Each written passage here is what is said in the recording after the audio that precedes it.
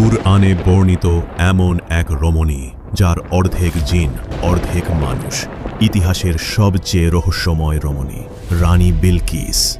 তিনি ছিলেন হযরত সুলাইমান এর স্ত্রী। বিলকিস এমন একটি রাজ্য শাসন করতেন যা দক্ষিণ আরব থেকে শুরু করে আফ্রিকা পর্যন্ত বিস্তৃত ছিল। তার সম্পর্কে কিছু অবিশ্বাস্য তথ্য আছে যা আপনার জানা উচিত। যেহেতু কিছু ইতিহাসবিদ দাবি করেছেন যে তিনি অর্ধেক মানুষ এবং অর্ধেক জিন ছিলেন, তাহলে প্রশ্ন, জিনদের রাজা নবী সুলেমান কি মানুষ হয়ে সত্যিই কোনো জিনকে বিয়ে করতে পারেন? ইসলামী ইতিহাস এ সম্পর্কে কি বলে?